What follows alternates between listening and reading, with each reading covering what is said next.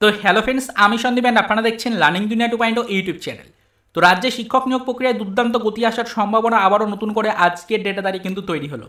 আজকে কিন্তু 4/6/2024 তারিখ, আমাদের জুন মাসের আজকে 4 তারিখ, লোকসভা নির্বাচনের ফলাফল ঘোষণার দিন আজকের ডেটা তারিখ আবারও চাঞ্চল্যকর একটা সম্ভাবনা কিন্তু তৈরি হয়ে গেল নতুন করে রাজ্যের শিক্ষক নিয়োগ প্রক্রিয়ার ওপরে। কেন বলছি এরকমটা? তার কারণ হচ্ছে অলরেডি কিন্তু বর্তমান সরকারের বেশ ভালো পারফরমেন্স কিন্তু লক্ষ্য করা গেছে আজকে ফল প্রকাশের সময়। তো সেটা দেখে আশা করি আপনারা সকলেই কিন্তু বুঝতেই পেরেছেন যে বর্তমান সরকার কিন্তু নিয়োগ প্রক্রিয়ার উপরে এবার কিন্তু কিছুটা হলেও গতি আনতে চলেছে। লোকসভা নির্বাচন প্রক্রিয়া চলাকালীন পরিস্থিতিতে আমাদের নিয়োগ প্রক্রিয়ার উপরে সেরকমভাবে গতি ছিল না, এবং তারই সাথে সাথে অবশ্যই বর্তমান সরকার সেরকম কোনো পদক্ষেপ কিন্তু নিচ্ছিল না। তবে বর্তমান সরকার যেহেতু রাজ্যের চাকরি প্রার্থীদের কাছ থেকেও বেশ ভালো রেসপন্স পেয়েছে এবং রাজ্যের অধিবাসীদের কাছ থেকেও তো বেশ ভালো রেসপন্স পেয়েছে, সেই কারণে কিন্তু আনএক্সপেক্টেড একটা ফল কিন্তু পেয়েছে। তো এই ফলাফল পাওয়ার কারণে অবশ্যই কিন্তু আশা করা যাচ্ছে যে বর্তমান সরকার অবশ্যই কিছুটা হলেও নজর দেবে নিয়োগ প্রক্রিয়ার ওপরে। তারই মধ্যে অন্যতম একটা নিয়োগ প্রক্রিয়া হচ্ছে আমাদের প্রাথমিক শিক্ষক নিয়োগ প্রক্রিয়া। তো এইটাই চাকরি প্রার্থীদেরকে বলতে চাইছি যে প্রাথমিক শিক্ষক নিয়োগ প্রক্রিয়ার 2022-এর যে সকল চাকরি প্রার্থী রয়েছে তারা, 2023-এর চাকরি প্রার্থী যারা রয়েছে তারা, 2017-র চাকরি প্রার্থী যারা রয়েছে তারা সকলেই কিন্তু কিছুটা হলেও কিন্তু অ্যাক্টিভ হয়ে যান। তার কারণ রাজ্যে কিন্তু ইলেকশন কমিশনসের যে বিধিনিষেধ রয়েছে সেটা কিন্তু আগামী 10 তারিখের মধ্যে ইনঅ্যাক্টিভ হয়ে যেতে চলেছে।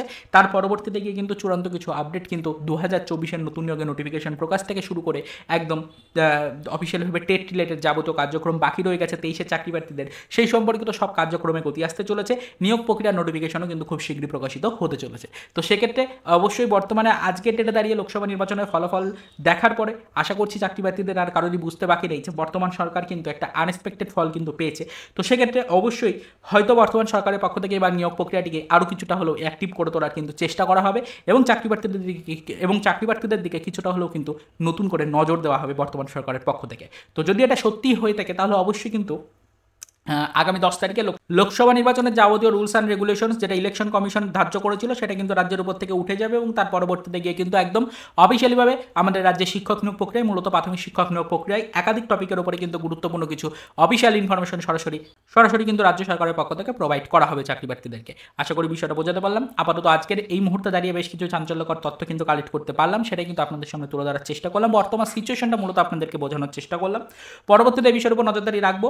আজকের ডেটে এর বেশি আর সেরকম কোনো ইনফরমেশন কালেক্ট করা যায়নি। পরবর্তীতে এই বিষয়ের উপরে যখনই কোনো আদার্স ইনফরমেশন বা তথ্য পাবো সেটা ডিটেলস আমাদের চ্যানেলের ভিডিওর মাধ্যমে আপনাদেরকে কিন্তু আমরা জানিয়ে দেওয়ার চেষ্টা করবো।